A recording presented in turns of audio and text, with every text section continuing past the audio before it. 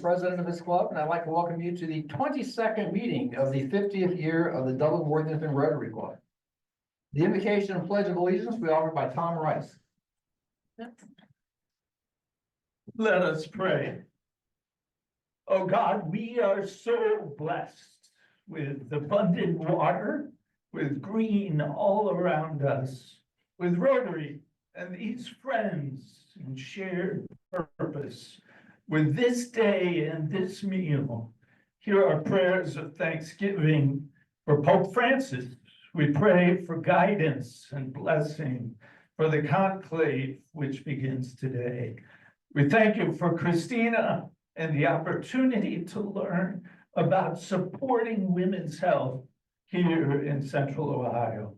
Be with us in this time together, we pray, and help us to continue being a blessing to others. Amen. Amen.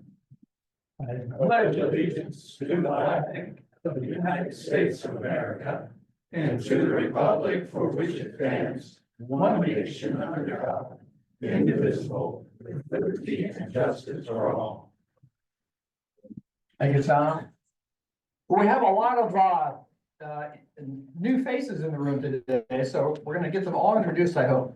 First, Jerry Cass has an announcement about a new member.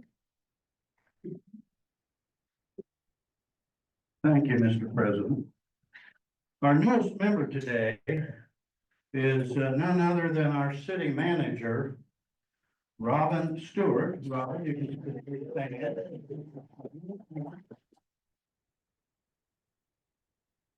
I'll simply point out that many of you will remember Dave Elder, city manager. Some of you will remember Matt Greason, city manager. Robin is without a doubt the prettiest one.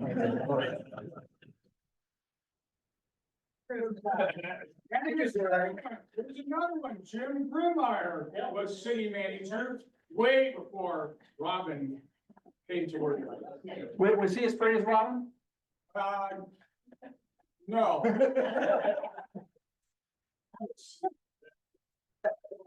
Okay, now visitors and guests will be introduced by Mr. Joe Thatcher. Why, hello. I have quite a big job and I'm going to delegate some of it today. But first, let me say that we are graced with visits from our district governor, Gary Baker.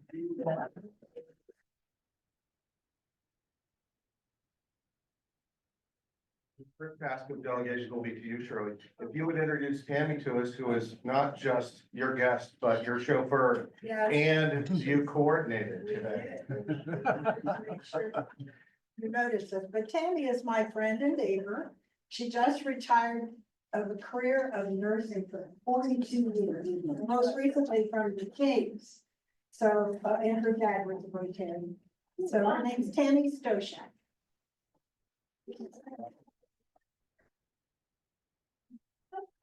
And my second active delegation will be to our speaker, who will get her own introduction at another point, but she's brought some guests along too. So if you could introduce your guests, greatly appreciate that.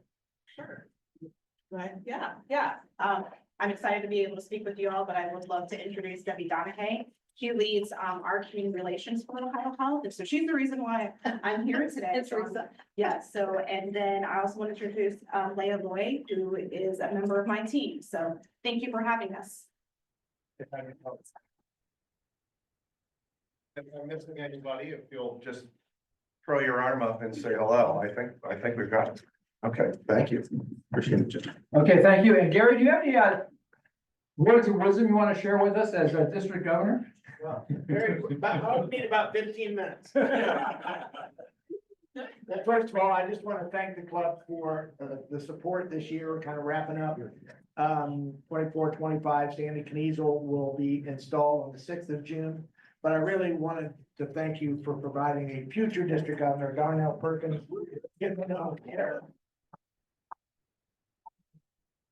Not only am I getting to know Darnell, he's starting to see what the district governor position is all about. maybe a little deer in the headlights, but we'll get him straightened out before it's all over. But I just want to thank you and remind you, yeah, you can still give to the annual fund or to polio. We're still trying to reach our goals. You can do that by getting on Rotary.org. And I just appreciate all Jim's work and support through the year. That's it. Thank you so much. Now, I have noticed Darnell looking a little bit more dazed and confused lately, so. Okay, now we have announcements for a whole line of people here. All right, I'll make it quick. Monday is the Memorial Golf Outing, 34th annual Memorial Golf Outing. So if you, last chance to sign up, if anybody wants to sign up, raise their hand. If not, we'll see the rest of you Monday at noon, Glen Ross Golf Club. Thank you. I'm gonna also make this quick. The last meeting, we gave out a lot of 125 pins. I mean, literally more than half our club has qualified for this past Rotary year, which is thank you all. A number of you were not at that meeting, but I'm not sure which ones did not get it. So if you believe you contributed $100 to the International Fund and another $25 to polio, please let me know because I have some extra pins here. Thank you. I just wanted to invite you Saturday, May 31st at 9 a.m. We're building the walls of a Habitat for Humanity house on the village green.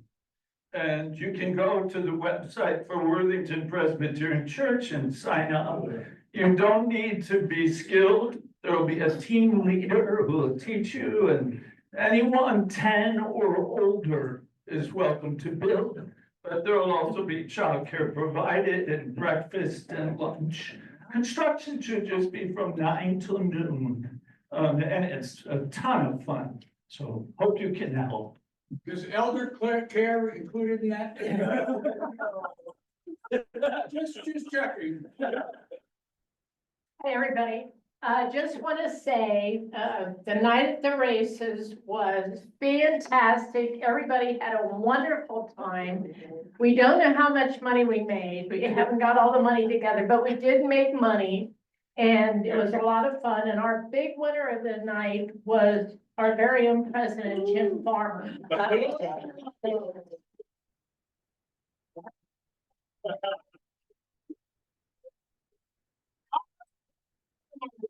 You know, I won, so actually, my son's horse won the last race.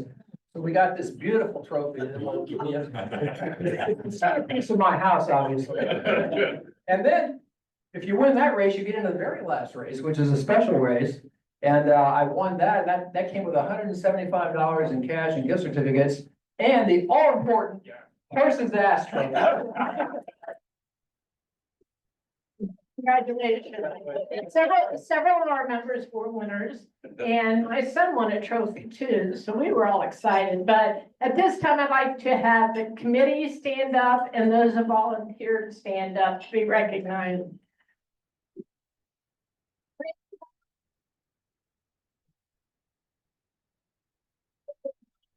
Thanks. This is a really big deal. I want to thank Peggy again and everybody on the committee. This was a brand new thing for us and it was a huge success. We had over 90 people in the room, made a lot of money, and I just can't emphasize enough how difficult it is to create something like that from scratch and pull it off the first year, and Peggy and her committee did it. Thank you so much. I'd like to remind everybody who signed up for the strategic planning event for the International Committee. It's this Saturday at Wesley Glen, where Courtney's new home is, 9 to noon. We still got room for some other people if you want to attend and find out what International Service does. Feel free. On a sadder note, those of you who went to the Dominican Republic, you probably know Morris Taguier. He was the man that always greeted you with a smile and a Cuba Libre in your hand immediately. He passed away last week at 102. So a good man, a good Rotarian, and a life well lived.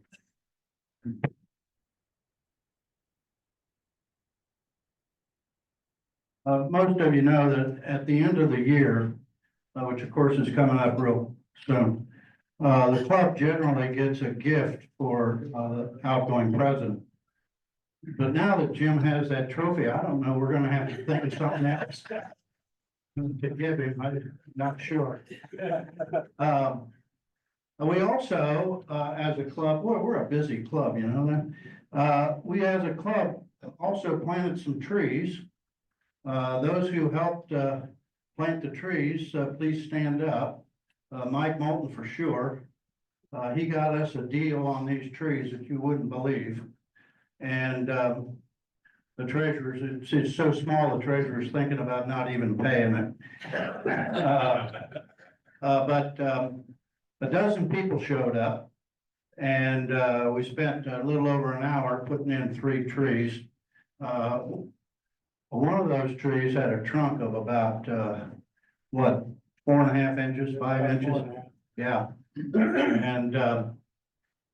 And so we got those into the ground. That part of the grove is finished. As far as the, Community Service Committee is concerned. There's 9 trees there, if I remember right. And, we will be, adding, a marker at some point, probably in the fall. So that people know that Rotary was here and they left their mark. Good. Thank you, Gary. One final announcement about the night of the races. I'm advised that after careful evaluation of the documentation over the last couple of weeks, we've concluded that we did make money. We have no idea how much, but we have top talent working on this, and we will know by the end of this Rotary year, so. Okay, that would lead us to our speaker today, Mr. Ken Carey. Sergeant, excuse me. I don't have a speech prepared. I don't think I can do it. Can we get a volunteer to carry the pot, please? Anybody want to carry the pot? Thanks, Rich. I want to start with Tom Rice. That was a very eloquent invocation, but the part about praying for abundant water. Have you been outside the last month? That's $1. I don't need to hear about abundant water. Robin, welcome aboard. Got to pay your first fine as a member. Every time a new member comes in, I think of the old, I think it was W.C. Fields line. I will join no club that will have me as a member. Happy dollars. Who's got happy bucks? Anybody? Have one here. I graduated from Ohio State with my MBA last weekend, so.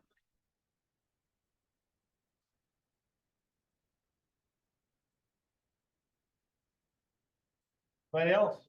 Happy bucks. Alan?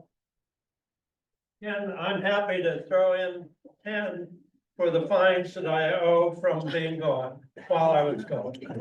I kept notes on it. We hope to see you back in 2 weeks doing the very same thing. Any other happy dollars?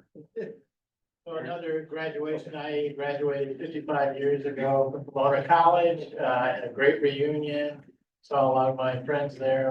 It was good to be back in California. It was not sunny, but it wasn't raining like it was here. So it was great. You're fortunate. Thank you.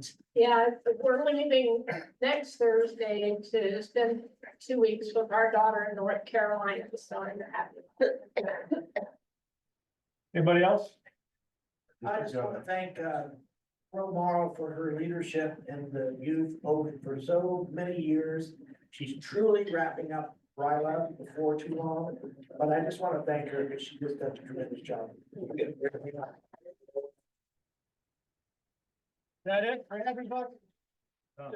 We have a new colleague at church who just started, Matt Reeves, and so it's great to share the workload now. I'd like to throw in, because we just came back from 2.5 weeks away in Italy. And I would just like to say, as a public service announcement, I know everybody says beware of strangers on the internet, but I got to meet a Facebook friend I'd never met. And he was the greatest tour guide in Milan, and a marvelous human being, terrific thing. Fantastic. So we had a great time.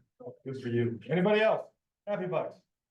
All right, moving along. We've had some very significant days in the past week. Yesterday was National Teacher Appreciation Day. Yes. I don't want to spend a whole lot of time doing this, but yes, you're immune from the dollar. I want everybody in the room, we're gonna do this as quickly as possible, to say the name of their favorite, of their best teacher. All started, I got $2. Miss Nault was a fantastic teacher. Miss Workman, for a high school boy, was smoking hot. Here's my $2. Over here, start here. Best teacher. Mr. Henley, 6th grade. Sam, Mr. Brady, my favorite, 8th grade. up here. Ms. Ross, 5th grade. She thought I was quite intelligent, so I like her. She was a poor judge of character. Next. Senor Williamson, Where? Rochester, New York. Fantastic. Opal McAllister was the math teacher and ran the school practically. Row, your table. Mr. Sanfilippo was my history teacher in high school. Fantastic. Mr. Shaw, he was my civics teacher, and he'd sit beside me sometimes, and if I got, like I was perplexed, he'd say, you know what it is, begins with such and such, so he helped. Yes, no fines, but let's hear about your favorite teacher. Mr. Alberico, 7th grade math. Shirley? Miss Cleo Sweeney, she taught me how to read in the 1st grade. Wow. I didn't learn till 6th grade. Baker, my wife, and Meredith Baker is my daughter. Fantastic. Mr. Cohen, history teacher in high school. Vincent McKee, 7th grade English literature teacher. Really? This might be hard for Mike, he doesn't remember. Mr. Butler, my 10th grade math teacher. Yeah. Remember. Dan Kittredge, back in the wall. Well, it's probably my father, but you don't mean that, so I'll say Mrs. Stack, my 5th grade teacher. Rich, Mr. Schmidt, my German teacher in high school. perfect name for a German teacher. Yeah. He wasn't my teacher, but when I worked for the Worthington School, Sandy Harbrecht was one of my favorite teachers. Wow, remember her. Coach Kuhn at senior high school, teaching history and government. Over here, favorite teacher. Mine, Mrs. Kerr in 5th grade, she gave us Smarties when we aced our spelling test. You probably got a lot I of got a lot of Smarties. Smarties. Favorite teacher. Mrs. Stewart, high school AP language. I had another AP language, Mr. Ed Lally, and he taught French and English. We loved it. Sheridan High School. Oh, hey, that's down my way. Sheridan High School over in Perry County. Eastern Ohio, Perry County. Close friend John Smith, had a large family, went to, Oh, my God. do you know the Smith family? So add my son Andrew, who teaches chemistry at St. Charles. Nice. If you know the Smith family, you must have just gotten paroled also, over here. And Harris Orchestra. Mrs. Ventus, 2nd grade. Mrs. Peterson, 9th grade English. Jerry. Your turn. Mr. Roscoe, I remember him. senior in high school. Wrote a well-known book, Robin. Gary Link, he was government and history and also my coach. Fantastic. Next, Jim Van Arsdale, 9th grade math. my old coach. Carol Eisenbar, who was my property law professor, and to tell you why she's the best teacher I ever had, she taught a group of part-time students who worked during the day, a 3-hour class on Friday night on property law, which is not the most interesting subject in the world. She made it interesting and kept us awake. Good for her, Joe. Well, I also get to say Charlie Roscoe. I had it twice. I had it in middle school and then again in high school. When he went over to Lincoln at the end of his career. Did he really sign you up a second time? I love that guy. Over here. Mrs. Griffith, 7th grade science teacher, who talked me into doing a science fair project. Fantastic. Moving on. Favorite teacher? Okay, I'll take that. Favorite teacher was Ursula. Alan? this goes way back before most of you were born. But anyway, her name was Florence Hyde, sophomore Latin and English teacher. And we lovingly refer to her as Formelda Hyde.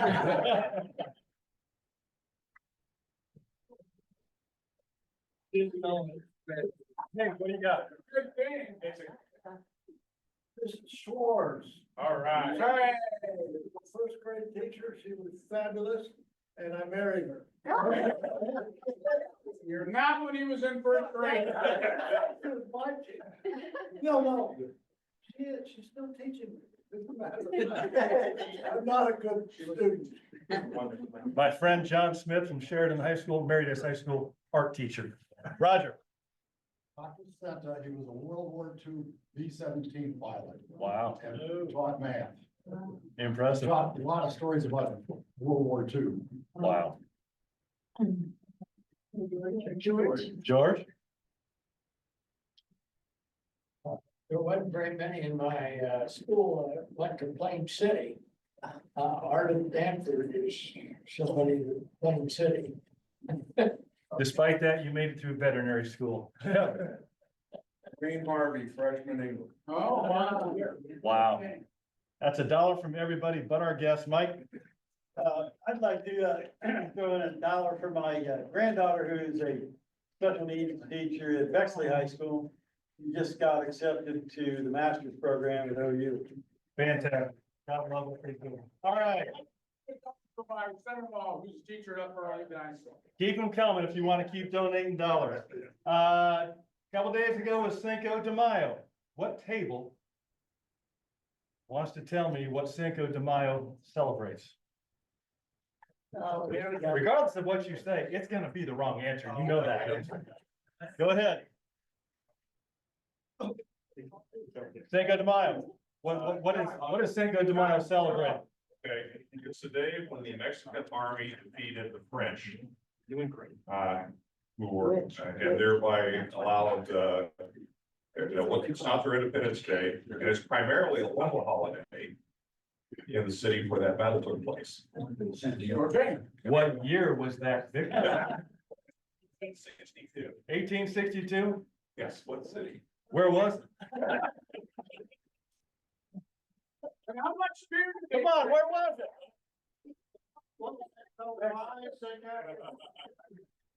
That's all wrong anyway. Cinco de Mayo is about the creation of tequila. Finally, Derby Day last Saturday. What table wants to answer the last one? Within 1,000, how many people were there? Who thinks they have it? 60,000. How many? 160,000. They said 140. Somewhere between the two. It was 147,406 people. Who in this audience has ever been there? Did you do it high class in the grandstand, No. or were you a drunk in the infield? I was a.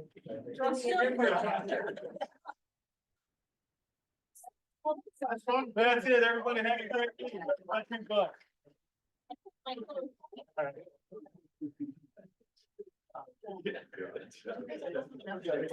We have more?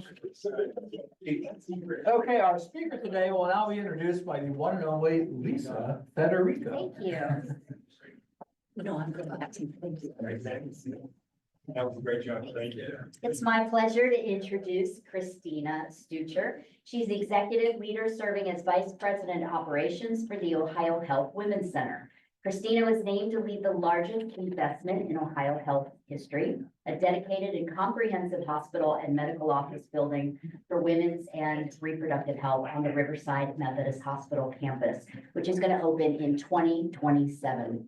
In this role, Christina serves as the operational executive. She has been with Ohio Health for 10 years, serving in executive roles within the Ohio Health Physicians Group across surgery, women's health, and primary care service lines.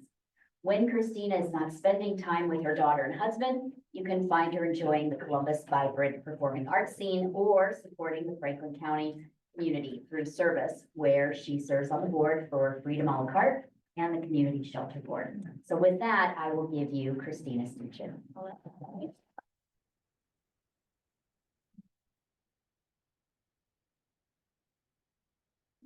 All the fun that you guys. I was like, "Oh, maybe it's not reading. I can see it coming."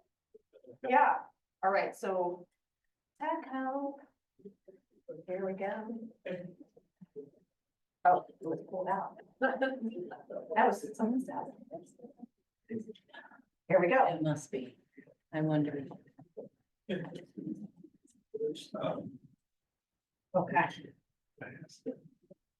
I'm just gonna shot. There we go. Awesome. We're up, we're running. Well, good afternoon. Nice to meet everyone. Let's have a lot of fun. So I'm excited to be here to talk to you a little bit about what's happening on the Riverside campus. How many of you have driven by 315 and seen? Yeah, big cranes, it's a big building, so we'll talk a little bit about that. But you know, before we jump into that, I always think it's nice to get to know a little bit about the person in front of you. So I'll talk a little bit about me. I'll be brief, do a really brief snapshot of Ohio Health. We've grown a lot. So there's a lot of activity happening across our system, and then we'll focus on the Women's Center. So she grew up in an Indiana town. Yes, so surprise, I'm not an Ohioan. I actually grew up in Indianapolis, Indiana. So born and raised in Indianapolis, and spent most of my life and career there before I transitioned to Philadelphia to Columbus. So there's me actually in Las Vegas cheering on the Purdue Boilermakers, which is the university that I went to when they were in the Final Four last year. We got close this year, but we didn't make it quite right. Huge basketball fan. I also have spent my education time also at Indiana University. So I went to Purdue University to study pharmacy, didn't end up actually wanting to be in a basement under a hood, transitioned into administration, did my master's degree at IU, and then did my early career work at Ascension in Indianapolis. How did I get here to Ohio? Well, I'm sure you can guess, I married a Buckeye. So here I am living in Columbus, Ohio. So I often talk about the power of moments, and the moments that are most powerful for me are the time that I'm doing with my family or doing the things that I love. So you can see that's my daughter right there. She is a basketball player for DYA. I am a resident of Dublin, and she dances and plays basketball. I do play the cello. That's me with an electric cello, and we love to travel. So you're just in Italy, so you probably recognize where that is. Me with the dolphin, I'll never forget the photographer said, "Ma'am, can you look a little bit more comfortable?" And I said, "I'm holding a giant porpoise." How do you be comfortable when you're treading water and holding a giant porpoise? So yes, and that's me and my family and us doing some things that we love. And oh, my husband, who's the Browns fan, but go Colts. We'll be spending our time on Friday watching the Pacers and Cavs back in Indianapolis. I'm hoping for a win. One of my favorite quotes is from Dr. King, which talks about everybody can be great because everybody can serve. I'm sure everyone in this room understands the power of service. I think of my career as service. I got called into service really early, so I'm a daughter of a retired Indianapolis police officer. So my dad was a narcotics police officer and then ended his career on the mounted patrol, continued to do law enforcement. He really taught me the power of service, as well as my mom, who was in customer service for the airlines. So I got to see a lot of what it means to actually engage not only in your community, but also through your work. So after I left Indianapolis, I transitioned to Philadelphia. I worked for a large academic medical institution out in Philadelphia called Penn Medicine. Philly is where I met that Buckeye. And then we came back to the Midwest, and that's what brought me here to Ohio Health. I've been here in Central Ohio since it'll be 11 years this summer. And as mentioned, I am a board member for Freedom a la carte. If you're not familiar with Freedom a la carte, we work to empower trafficking survivors through a social enterprise model, as well as I spend a lot of time thinking about our housing opportunities here in our Franklin County. So I sit on the community shelter board. I'm a trustee there, where we're really focused around how do we bring more affordable housing to our community. So that is a really fast, broad base, a little bit about me. Wanted to share a little bit about Ohio Health before we talk about the Women's Center. So I'm sure you're familiar. We are large not-for-profit health system. based out of the United Methodist Church. We're based here in Columbus, but we are large now. We're 35,000 strong. So we have about 30,000 associates with 5,500 providers, over 1,000 volunteers. We are a teaching organization as well, so we have a lot of learners and residents there. And we're doing a lot of visits. We're doing them across a pretty large footprint now. So you'll see Ohio Health in over 50 counties throughout Ohio. And we're growing because, quite frankly, the greater Columbus community is growing. So we're growing at pace with this community. We're also growing in the region because bringing care locally is important to us. So where you're seeing a lot of regional rural healthcare diminish, we're trying to be partners to ensure that people have access to good care close to home in regional rural communities. And these are our mission, vision, and values. I've worked in a lot of healthcare places, as I mentioned, through Indianapolis to Philadelphia, and we live by this. I'm very proud of being in an organization that really holds up the cardinal value to honor the dignity and worth of each person. And you'll see that come through in a lot of the care that we do and the decisions we make strategically. So that was really fast because I wanted to spend time talking about a really exciting project, which is the Ohio Health Women's Center. Let's see if this works.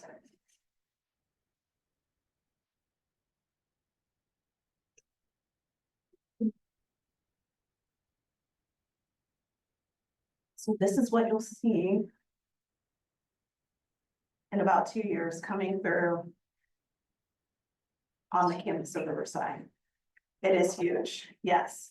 So we'll talk a little bit why is it so big. So we've been on a journey with Ohio Health, really trying to better understand what our community needs. And part of our community are women, and we heard a lot from them.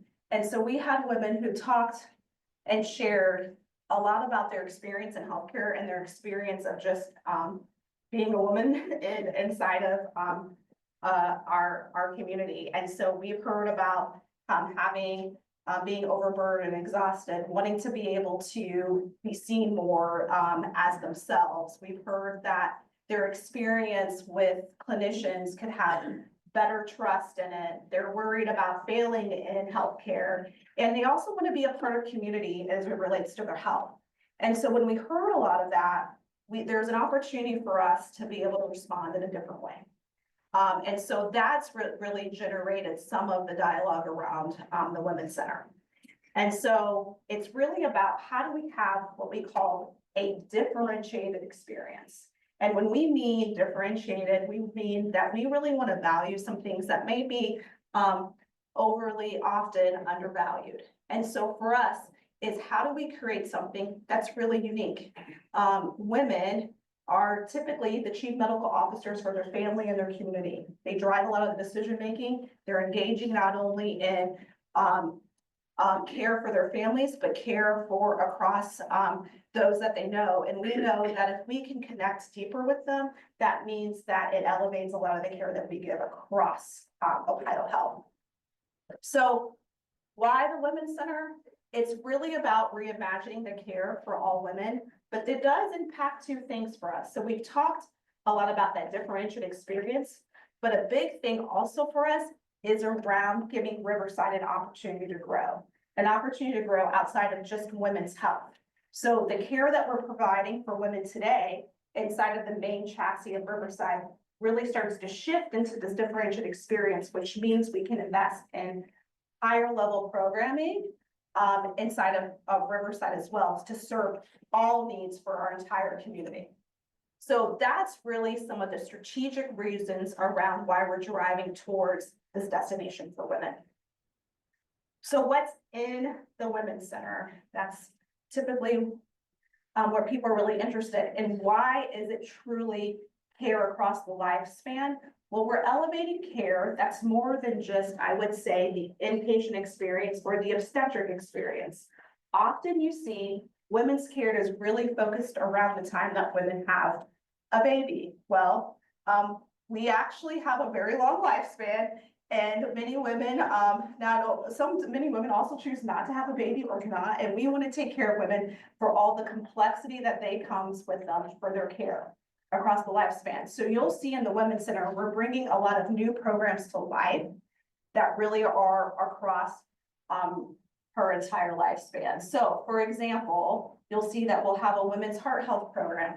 We're doing a lot of that care now, but we're really bringing it into a destination experience.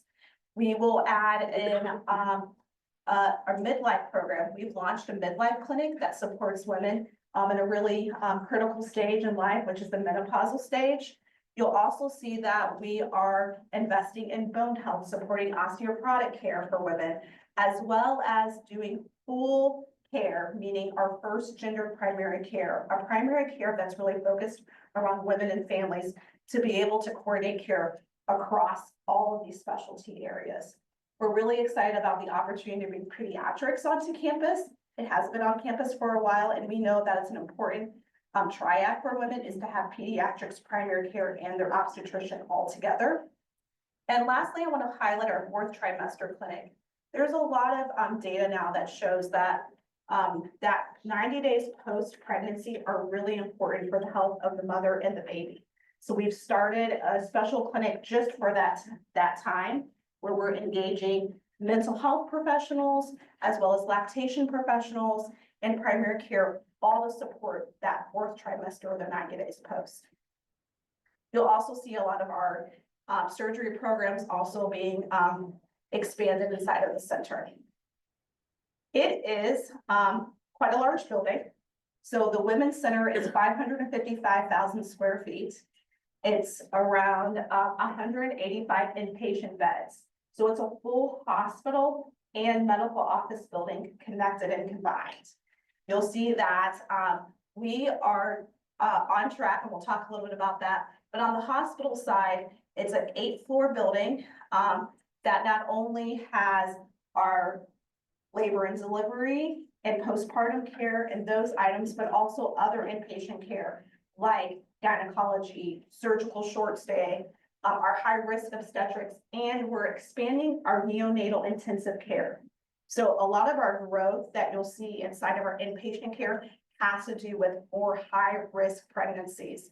And we're seeing that just in the sense of how demographics are changing. Women are having babies later, they tend to be more complex. And so we were investing in making sure we have higher level of care across not only the maternity area, but also inside of the neonatal space. Our medical office building is really where you'll see those programs that we just went through. And the good news is that the Women's Center has its own parking, which is an important thing if you go to Riverside.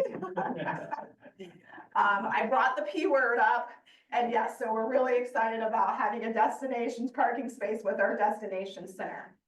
Something that I want to highlight too that you'll see in the Women's Center is how do we bring more connection with the community. So when you look at our first floor layout, we have invested in an education center where we'll have a lot of classes there, things that are like pretty traditional, like childbirth or baby basics, but it's our first time in having our own teaching kitchen.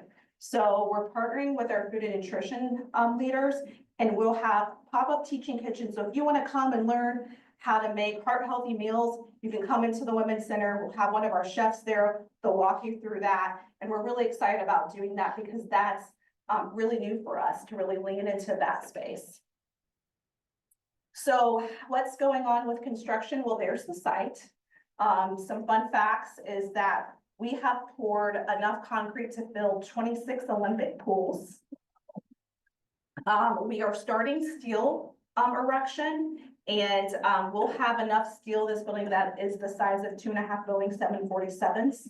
We'll have 2,200 total workers on site with a max of around 475 in one day. So it's quite a large site. It's a really large project.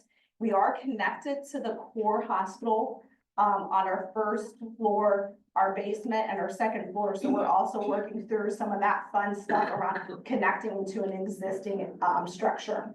But you'll see that we have finished our final concrete pour. So our large slab pours are done. We're starting to do steel, and then after steel, we'll start to put the facade on the building.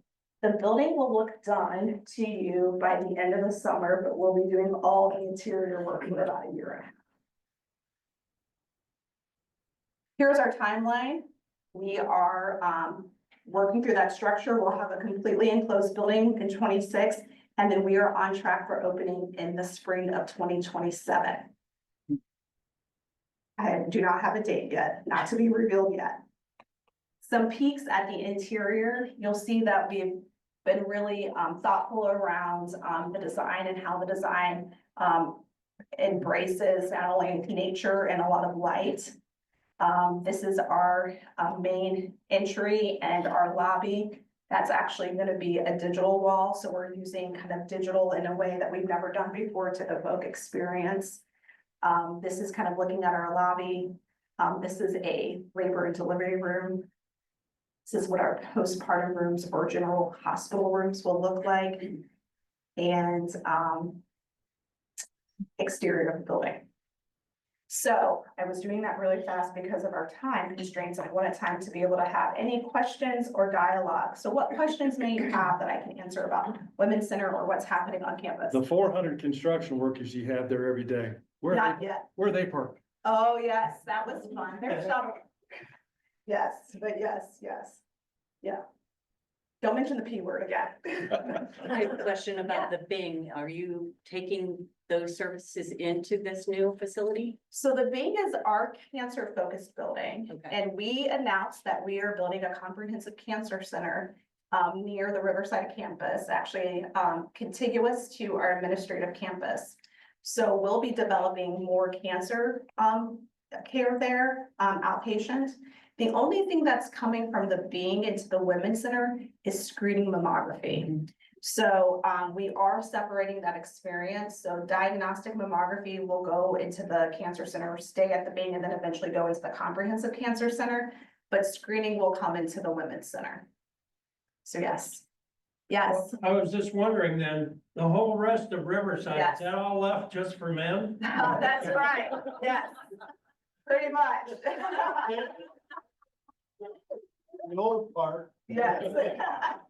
But, you know, so we will vacate a lot of space. That's around just shy of 90 beds that'll be open once you modernize what we're vacating. And so there's a whole team thinking about, okay, what's the modernization inside of the main core Riverside for those beds?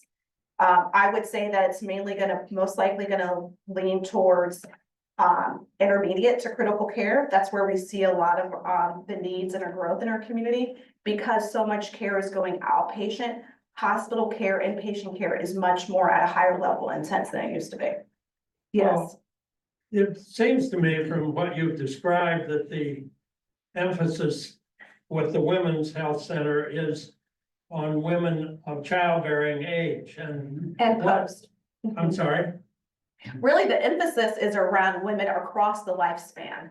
So we're really focused on, often you see a lot of women's hospitals that are much more focused on that obstetric kind of pathway.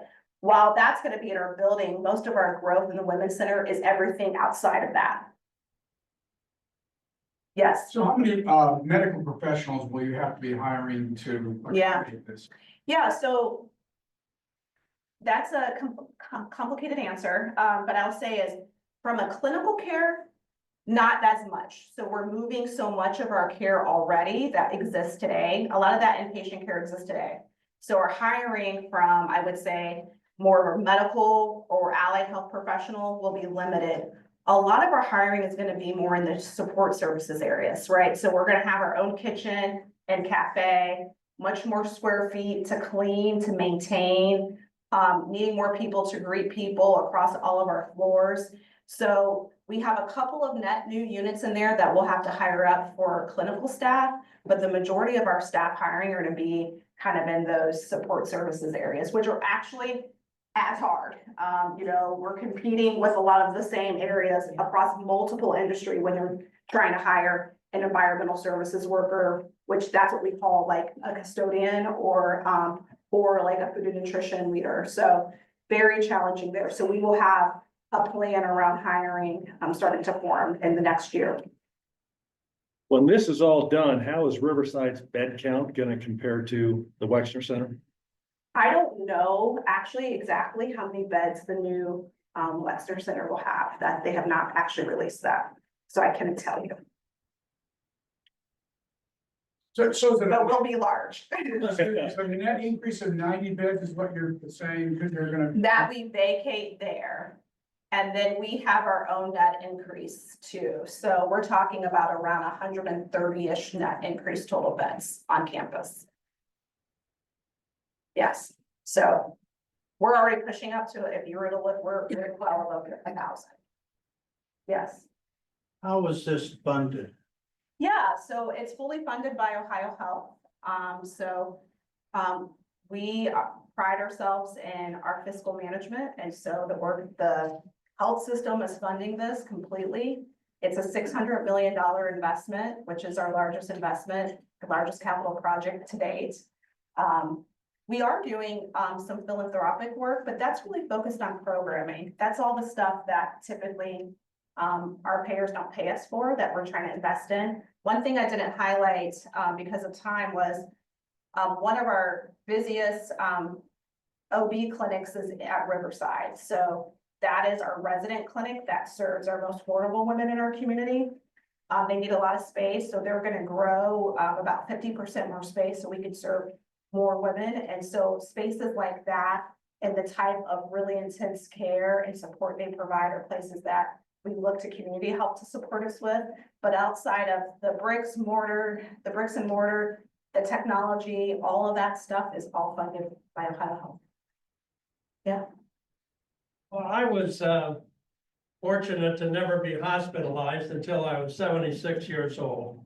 And since then, I've had one or two opportunities, and my wife also, and our children.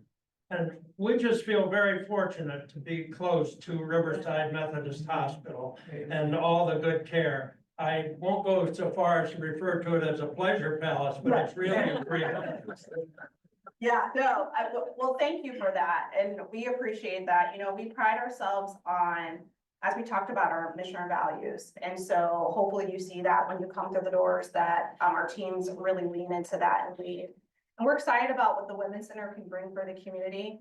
While it's women's on the top, it really is a family place, you know? And so think about it as a place for women who have unique care needs to get unique experiences. And we know it's a building of choice. You know, most women who walk in these doors could choose to go anywhere else. It's different than, you know, a trauma side or things like that. This really, and so we'll be really leaning into the experience that we create for women in the community. So I'm so glad to hear that. Yes. How would it impact the other centers that you have, the Yeah. other locations you have, and the rural communities you addressed earlier? Not at all. So we need all of them to keep doing what they're doing because we really are a destination for the higher level care for those areas. So if they have a mom or a woman who needs that higher level care, they would come here. So it truly is a network of a hub and spoke model. So because we're building the Women's Center, we're adding more capacity here, doesn't mean we're closing capacity somewhere else. They all kind of lead together.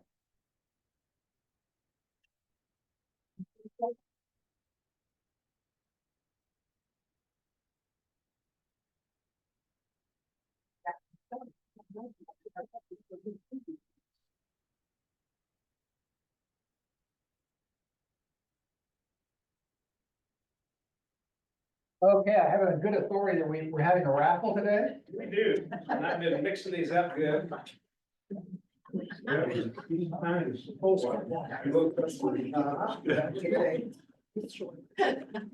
It's disconnected. Okay, well, you'll be happy to know it's not one of mine. 7659 for the $64 in the weekly. Way over there. And for the big pot, we are now at up to 110. There's your 64. you. Feel free to pull your own. I'm okay with that.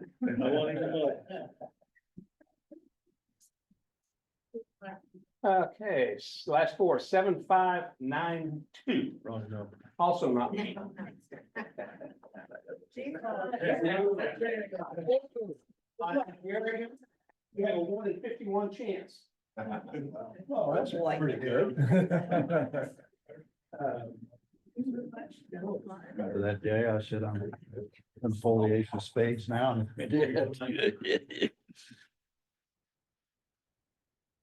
Seven of spades, well drawn.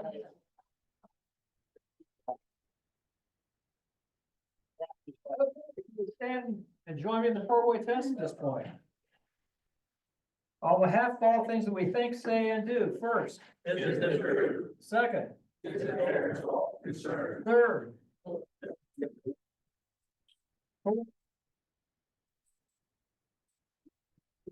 Please turn your badges in.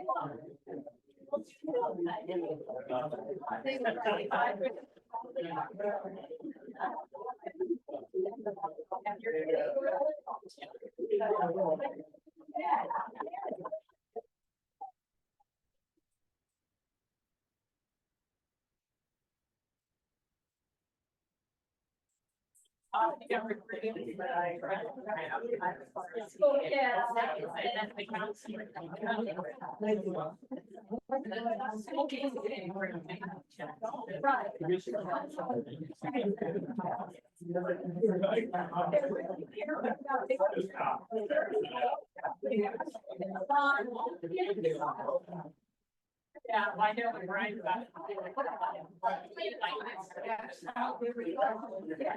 Okay, so. Well, there's half.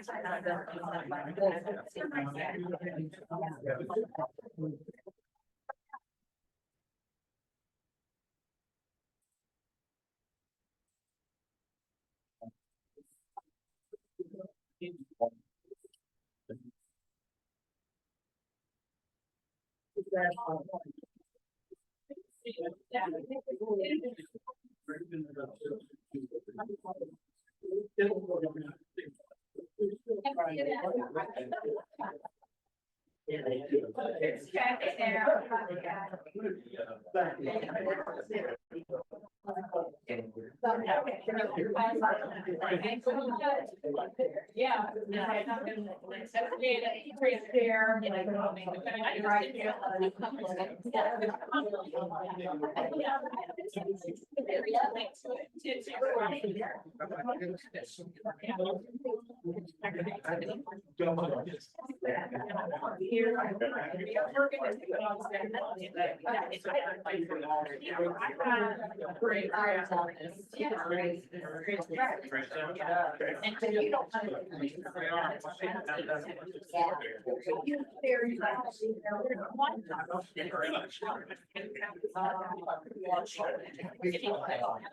Yeah. You know, I swear. I'll say that to you today. But I wanted to get it with my truck today.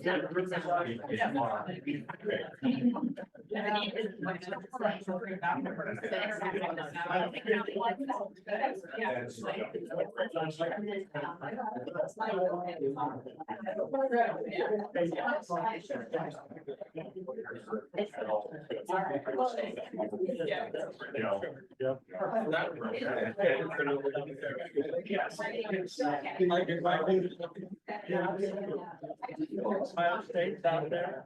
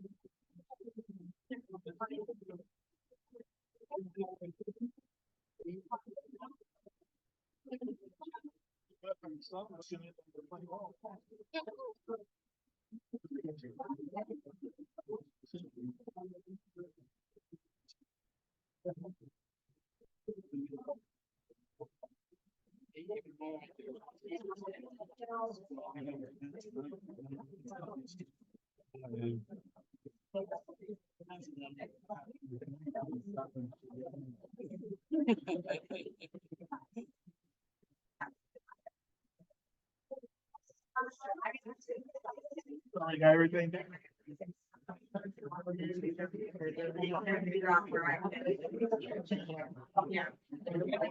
Next meeting.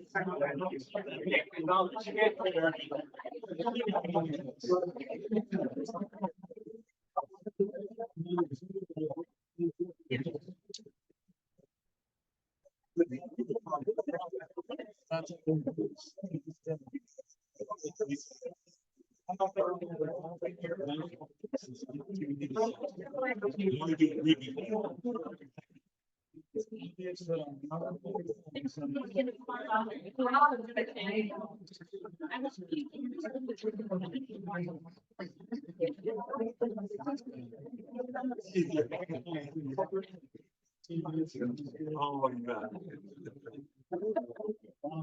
You gotta be able to take it with you. Yeah.